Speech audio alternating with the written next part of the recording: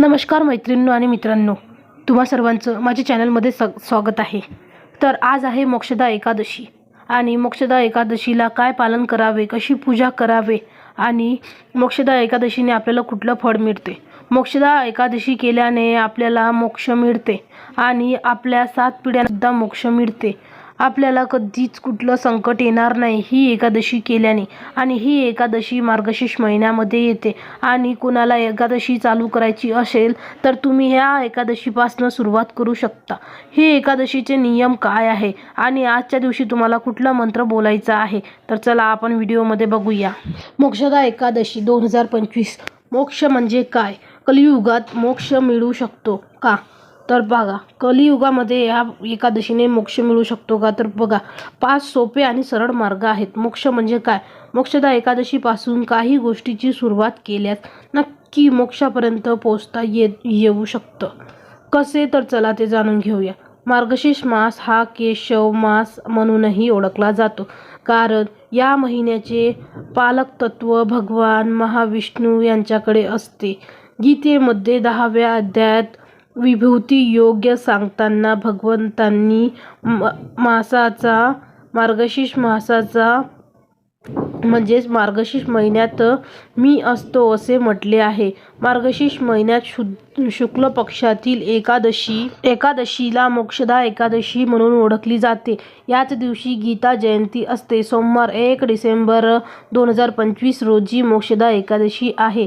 याच दिवशी गीता जयंती आहे। विशेष म्हणजे यंदाची मार्गशीर्ष शुद्ध मोक्षदा एकादशी अशुभ अमंगलाचे सूचक मानल्या गेले आहेत।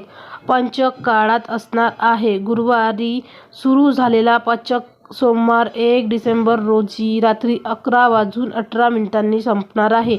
मोक्षदा एकादशी ही 1 डिसेंबर 2025 रोजी सकाळी 7:01 पर्यंत आहे। मार्गशीर्ष महिन्यातील मोक्षदा एकादशीला महाभारतात प्रत्यक्ष भगवंतांनी कुरुक्षेत्रावर युद्धप्रसंगी अर्जुनाला सांगितलं की सांगण्यामध्ये सुरुवात केली, मनुष्य प्राण्याला मोक्ष प्राप्ती करण्यासाठी आवश्यक असे मार्गदर्शक विचार गीतामध्ये आले आहेत।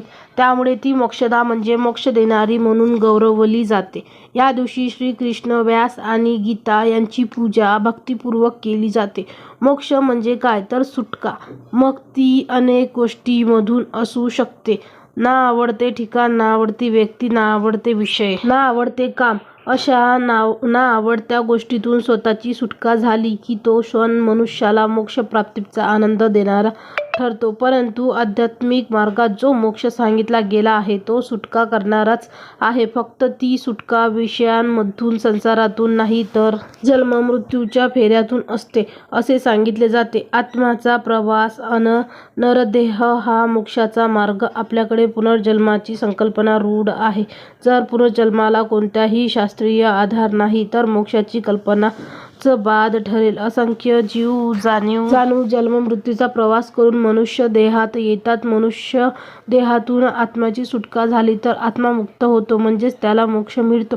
मात्र तसे झाले नाही तर तो पुन्हा जन्म मृत्यूच्या फेऱ्यात अटकतो। एका जन्मात एवढं सुख, दुःख, हाल, अपेष्टा, अन्याय सोसल्यानंतर कोणत्याही जीवाला पुनश्च जन्म घ्यावा वाटेल ती कल्पना देखील असह्य होईल। म्हणून नरदेह हा मोक्षाचा मार्ग ठरवला आहे।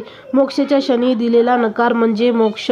भगवद्गीतेमध्ये भगवान कृष्णांनी सांगितले आहे की नयन नच्छिंदिति शास्त्रिणी नयन दहनीति पावक न चैन कलदुत्पायो न शोषियो मारुत। म्हणजेच आत्मा अमर आहे, त्याला कोणताही शस्त्र भेदू शकत नाही, मारू शकत नाही, जाळू शकत नाही आणि पुरू शकत नाही। आत्म्याला परमात्म्याशी साधना साधायचे असते, मात्र आपण एवढी पापे करून ठेवतो की आत्म्याला नाईलाजाने पुन्हा वेगवेगळा देह धारण करून क्लेशदायी प्रवास करावा लागतो। याबाबत प्रसूती निवेदित धनश्री लेले वर्णन करतात। मोहाच्या क्षणी दिलेला नकार म्हणजे मोक्ष। अतिशय सोप्या या व्याख्येत त्यांनी मोक्ष शब्दाची व्याप्ती आणि उकल सांगितला आहे. मनुष्य अडकतो कारण तो मोहाला बळी पडतो, मात्र योग्य वेळी दिलेला एक ठाम नकार आयुष्याला पलटणी देतो, तोच मोक्ष. कलियुगात मोक्ष मिळू शकतो का? 5 सरळ मार्ग आहेत. हिंसा न करणे, चोरी न करणे, व्यभिचार न करणे, खोटे न बोलणे, मादक पदार्थाचे सेवन न करणे. हे नियम वाचवत असतात. नकळत आपल्या मनात या नियमांशी आपले आचरण जुळते.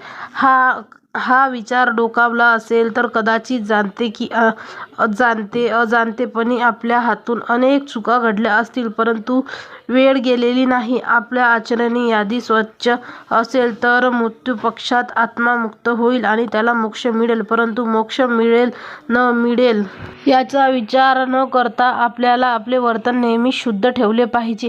आपण रोज झोपतो आणि झोपेतून उठतो, हाही आपला पुनर्जन्मच आहे. कालच्या दिवसात आपल्या हातातून काही पाप घडले असेल तर त्याचे ओझे आजच्या दिवशी आपल्या डोक्यावर राहील. त्याचे निवारण करण्याचा आजचा दिवस वाया जाईल. म्हणून उद्याचा विचार न करता आपले वर्तमान शुद्ध ठेवा. कोणत्याही क्षणी आपल्याला इहलोकाची यात्रा संपवावी लागली तरी आपल्या नावावर कोणतेही गैरवर्तन नसावे. त्यामुळे आपसुकच मोक्षाचा मार्ग खुला होईल. ओम नमो भगवते वासुदेवाय नमः. तर चला, सदर माहिती सामान्य गृहीतके आणि ज्योतिषशास्त्रावर मान्यतावर आधारित असून या संदर्भात तज्ज्ञ व्यक्तीचा सल्ला घेणे उपयुक्त ठरू शकते असे सांगितले जात आहे. तर चला मित्रांनो, मैत्रिणींनो, धन्यवाद. एकादशी करा आणि नक्कीच तुम्हाला मोक्ष मिळेल. चांगल्या मनाने खोटं बोलू नका, कोणासोबत चुकीचंही वागू नका, तर तुम्हाला नक्की मोक्ष मिळेल. चला भेटूया. धन्यवाद. तोपर्यंत या व्हिडिओला लाईक करा आणि कमेंट करा.